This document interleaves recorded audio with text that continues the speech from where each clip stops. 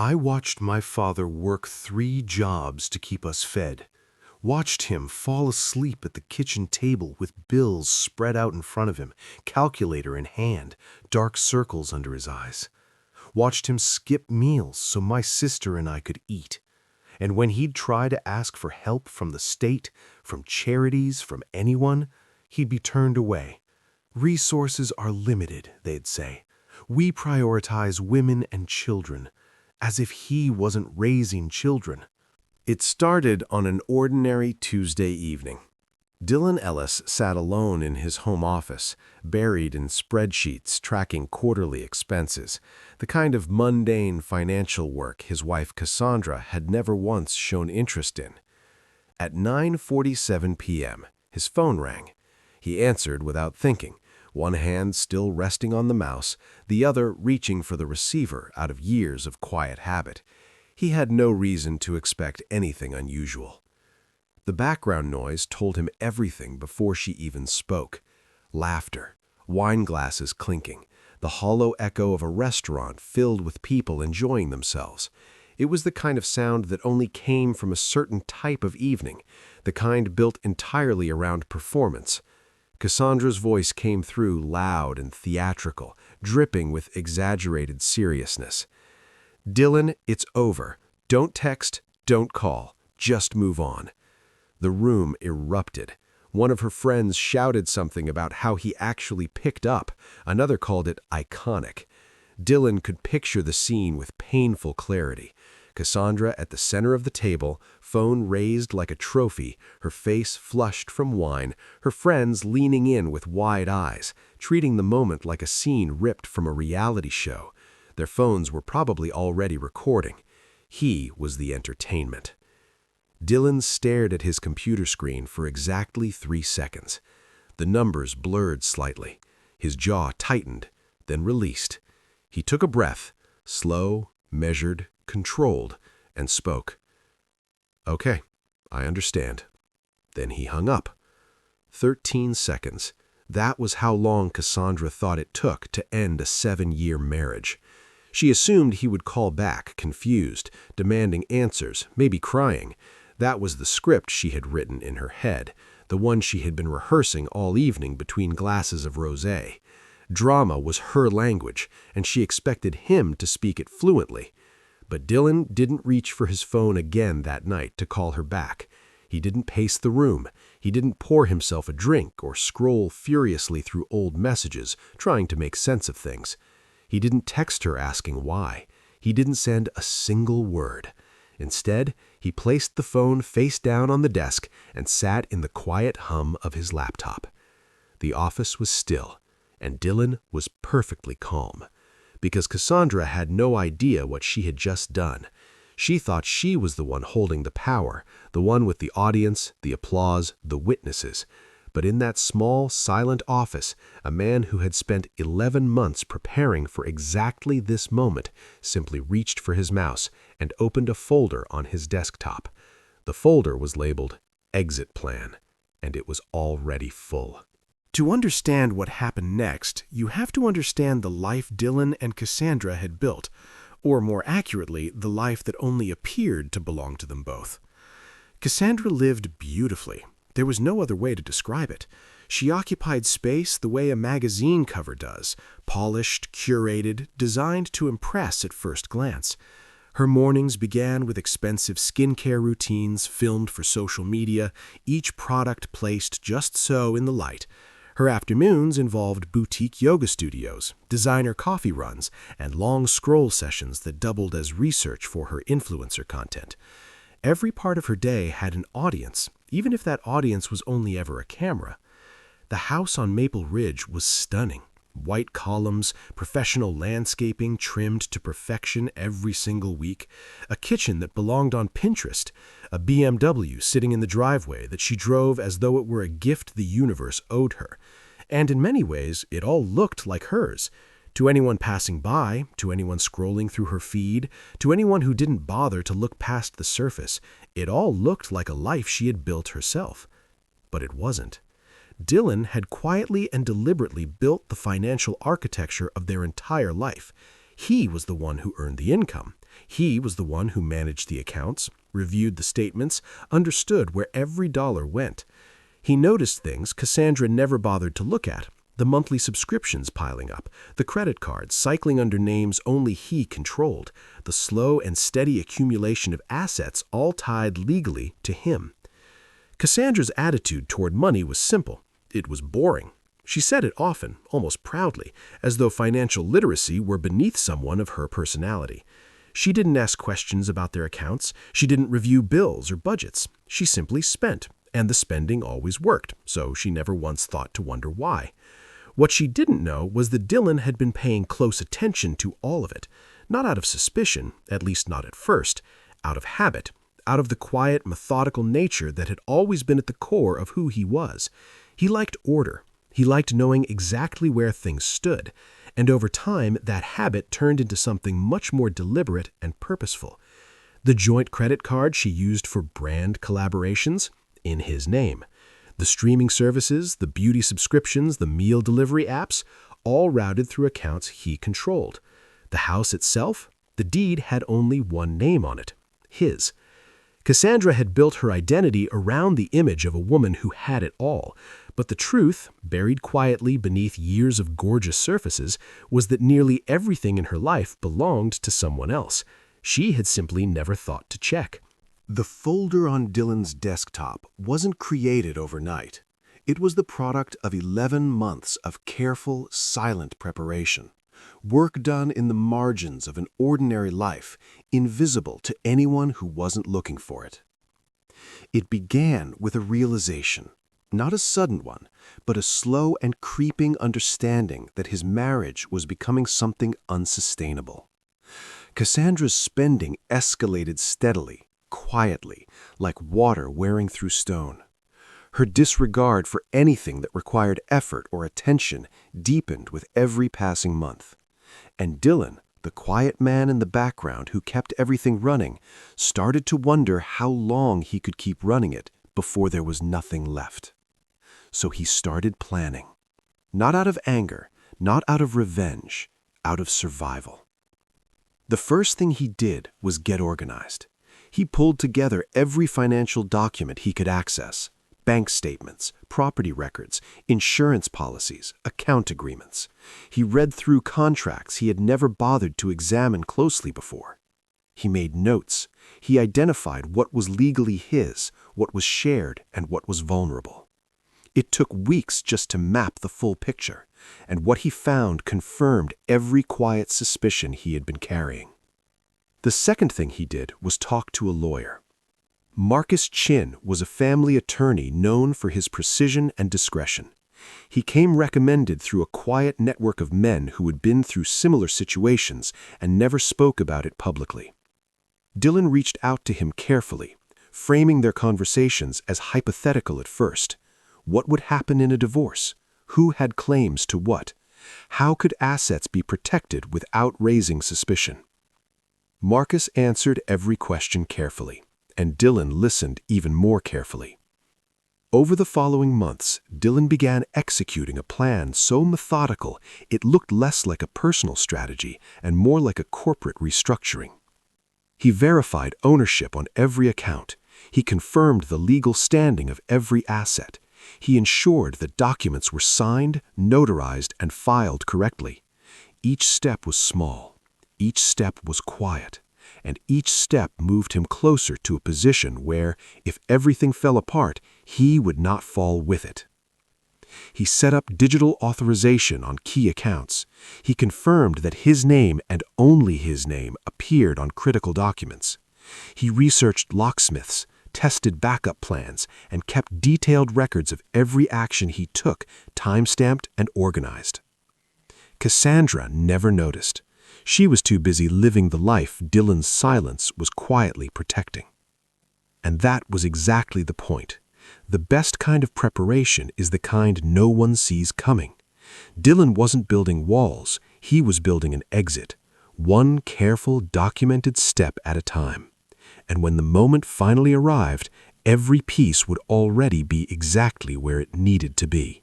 After hanging up the phone, Dylan didn't rush. He didn't need to. 11 months of planning meant that every action he was about to take had already been mapped out, rehearsed mentally, and prepared for. The only thing that had been missing was the trigger. Cassandra had just provided it, live on speakerphone in front of witnesses who would never be able to say it didn't happen. At 10:05 p.m., he logged into the banking portal and revoked her card access in 3 clicks. The business card she used daily, the one she swiped at designer coffee shops and influencer events without a second thought, was linked to an account entirely under his control. One action, effective immediately. No phone call required, no confirmation sent to her. By 10:20 p.m., he had worked through a systematic list of shared subscriptions: Netflix, Canva Pro, which she used to design her social media graphics, a monthly beauty box that cost nearly $50 and arrived like clockwork, even though she rarely opened half the products inside, a meditation app she had used exactly 3 times in 6 months, a premium music streaming plan, cloud storage filled with thousands of curated photos, a wine club membership that sent 2 bottles every month. Each cancellation took seconds. Each one peeled away another layer of the life that had never truly been hers. Dylan moved through the list without hesitation, not because he enjoyed it, because it was necessary. Every subscription, every account, every small financial thread connecting Cassandra to his resources had to be severed cleanly. There could be no ambiguity, no loose ends, no argument later that he had left something open by accident or oversight. At 10:33 p.m., he picked up his phone and called the locksmith. The man had been vetted weeks earlier. The conversation was brief and professional. Tomorrow morning, 8 a.m. sharp. New deadbolts, new garage code, a new smart lock system. Dylan would be the only one with access to the updated codes. Payment had already been made in full. Then, Dylan did something small and unexpectedly gentle. He made tea, chamomile, from a tin Cassandra had bought on a whim months ago, used twice and forgotten about entirely. He poured it into a plain ceramic mug, sat back down at his desk, and began reviewing the next phase of his plan with the same calm focus he had brought to everything else that night. No shaking hands, no angry music playing in the background, no throwing things or punching walls. Just a man, a cup of tea, and a carefully organized document open on his screen. The kind of quiet that most people never recognize as power. The most important piece of Dylan's plan had nothing to do with revenge. It had everything to do with a promise he made to himself 19 years earlier, standing at his father's grave in the rain. Harrison Ellis raised 2 children alone. Dylan's mother left when he was 7 years old. She had decided, simply and without drama, that motherhood was not for her. One Tuesday morning, she walked out the door and never came back. There was no goodbye, no long conversation, no dramatic scene. No letter left on the kitchen table, just absence, sudden and permanent and total. Dylan watched his father absorb that absence and keep moving. Harrison worked 3 jobs. He skipped meals so his children could eat. He fell asleep at the kitchen table, surrounded by bills, calculator in hand, dark circles growing deeper under his eyes every week. And when he reached out for help, to the state, to charities, to anyone willing to listen, the answer was almost always the same. Resources are limited. We prioritize women and children. As if Harrison wasn't raising children. He died of a heart attack when Dylan was 19. The doctors attributed it to genetics, but Dylan knew better.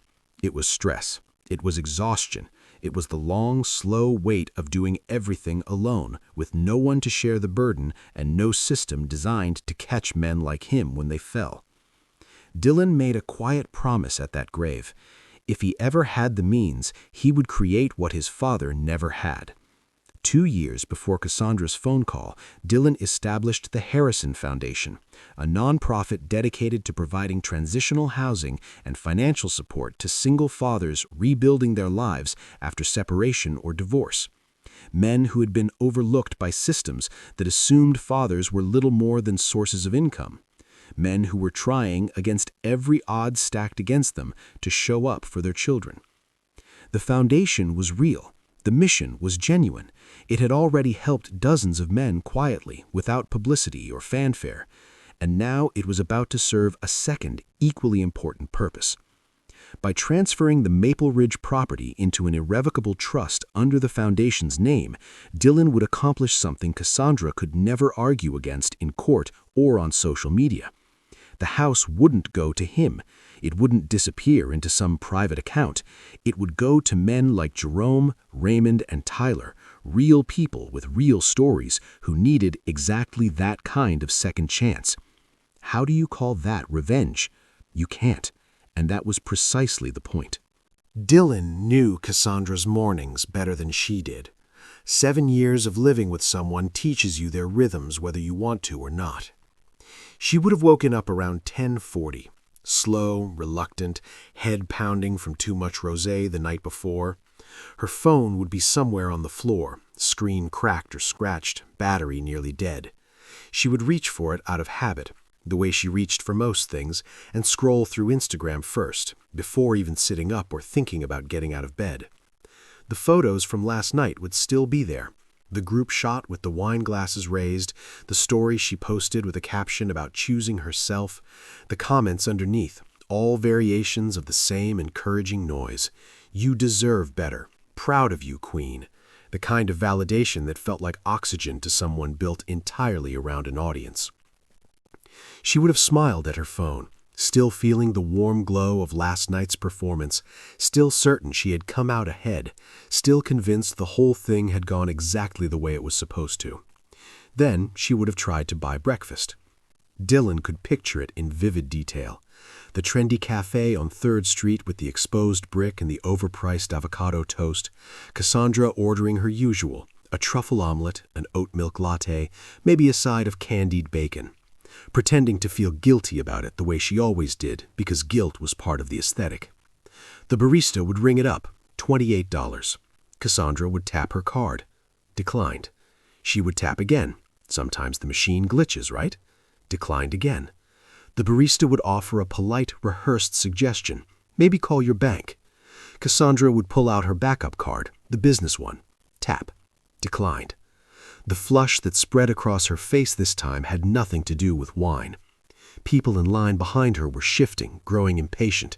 Her confidence, that carefully maintained veneer she wore like armor every single day, would begin to crack right there, under fluorescent lights, in front of strangers who didn't know her name and didn't care.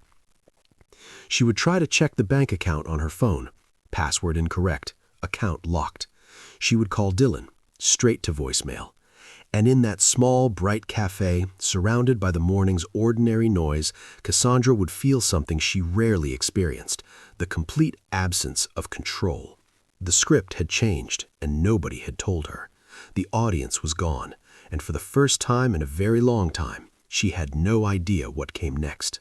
Patricia, Cassandra's mother, was many things. She was sharp, she was opinionated, she was not, by any measure, a fan of Dylan Ellis. She had always found him too quiet, too contained, too emotionally closed off for her taste. She preferred men who were loud about their feelings, who made grand gestures, who filled up a room with their presence and demanded to be noticed. But Patricia also respected precision. She could recognize it when she saw it, even if it made her uncomfortable. And somewhere in the back of her mind, over the years, she had filed away small observations about her son-in-law that she had never fully processed. Like the moment at the wedding reception, Dylan had pulled her aside, polite but firm, and asked her to sign as a witness on the prenuptial agreement. Most grooms at their own wedding were nervous, love-struck, distracted by the chaos of the day. Dylan had been none of those things. He had been focused, deliberate. His eyes had carried a look that Patricia couldn't quite name at the time, something careful and guarded and deeply intentional. It unsettled her in a way she couldn't explain. She had dismissed it. Pre-wedding jitters, she told herself, nothing more. Now, when Cassandra called her that morning, voice tight, still trying to laugh it off, still insisting that Dylan was just being dramatic about everything, Patricia listened differently. She heard the details Cassandra was glossing over. She heard the gaps in the story. She heard the thing Cassandra couldn't hear in herself. And then Patricia did what Patricia did best. She asked the right questions. "What exactly did you say to him, Cassandra?" Cassandra explained the prank call, the speakerphone, the friends laughing, the way everyone thought it was hilarious and bold and brave. Patricia was quiet for a long time after that, the kind of quiet that fills a room like smoke. Then, in a voice that was low and careful and entirely without humor, she said something that landed like cold water. "You told him it was over, on speakerphone, with witnesses." Cassandra tried to brush it off. "He knows I wasn't serious, Mom." "Then you'd better hope he thought so too." Patricia hung up the phone and sat with what she already suspected was true. Her daughter had made a catastrophic mistake. Not because Dylan was cruel, but because Dylan was prepared. And preparation, Patricia understood, was the one thing in the world that volume could never beat. She had seen it in his eyes at the wedding. She just hadn't known what it meant until now. By the following morning, Dylan was sitting across from Marcus Chin in a quiet office that smelled faintly of old paper and wood polish, the kind of space where important decisions were made without anyone raising their voice. Sunlight came through the blinds in thin, even strips, falling across the desk in silence. Marcus slid a folder across the desk with the calm efficiency of a man who had done this many times before. Everything was in order. The Harrison Foundation's paperwork was immaculate, every clause reviewed, every signature line waiting. The final authorization needed only Dylan's pen. The property on Maple Ridge was about to change hands permanently. 4 bedrooms, 3.5 baths, appraised at $1.3 million. A home that had housed a marriage, a lifestyle, and years of quiet tension was about to become something entirely different, a place where men with nothing left could begin again. Marcus explained what would happen next. The transfer would be immediate and irrevocable. The property would be titled to the foundation. 3 men had already been identified as candidates to move into the space within the month. Marcus showed Dylan their photos. Jerome, a 42-year-old high school teacher who had lost his house in a divorce and was living in his sister's basement while fighting to maintain custody of his 2 daughters. Raymond, a 36-year-old veteran who came home from deployment to find his accounts emptied and his son moved across the country. Tyler, a 29-year-old graphic designer sleeping in his car, paying child support that left him with less than $300 a month for everything else in his life. These were not abstract cases. They were real men who had played by every rule the world set in front of them and still ended up with nothing. Marcus asked the question he was obligated to ask. Are you sure? Once this is filed, there is no reversing it. The house is gone completely. Dylan picked up the pen. His hand was steady. His signature was unhurried. He initialed each page, dated the documents, and slid the folder back across the desk without hesitation. By 11:15 that morning, the deed had transferred, legally, irrevocably, permanently. The house on Maple Ridge now belonged to the Harrison Foundation. Cassandra's name had never been on it. She had been a guest in that home for 7 years, and the lease, so to speak, had finally expired.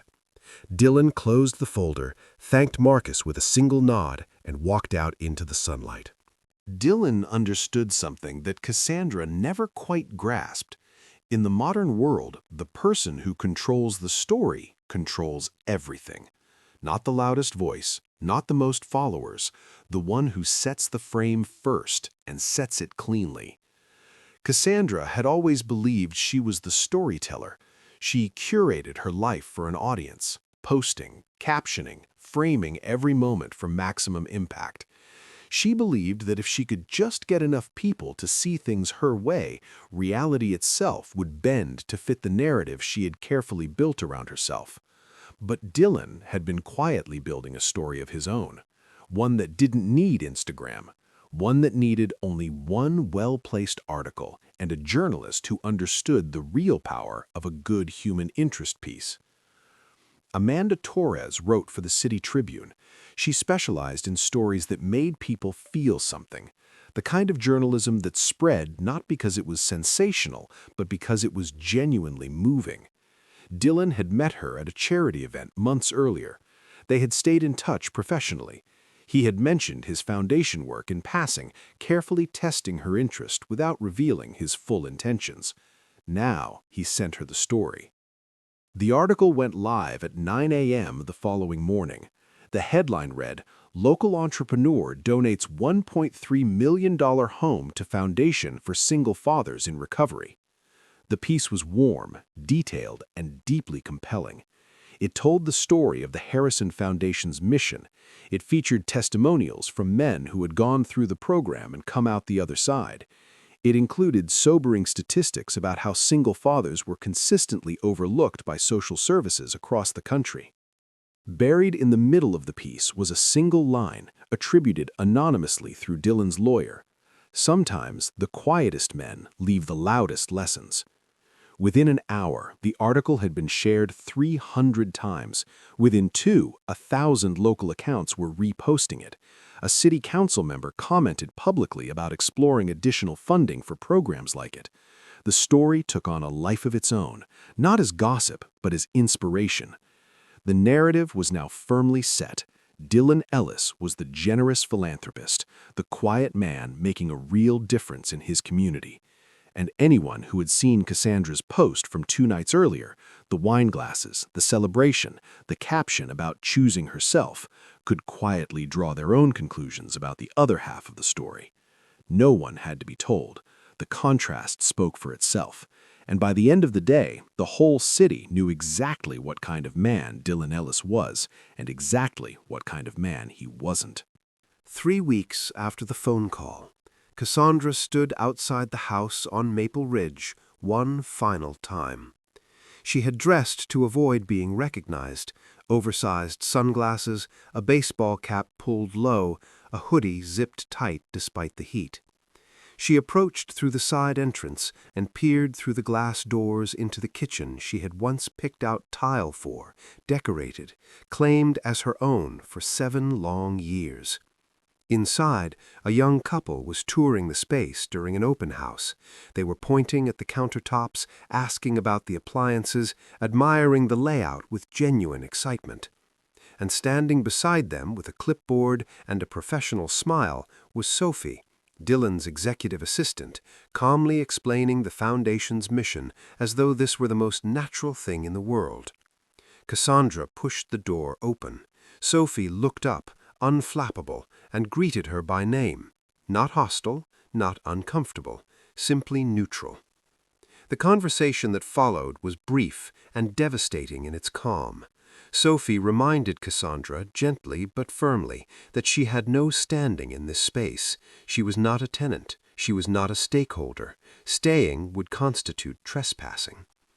Then Sophie handed her a sealed envelope bearing the Harrison Foundation's logo. Inside was a single photograph, a screenshot from the night of the prank call.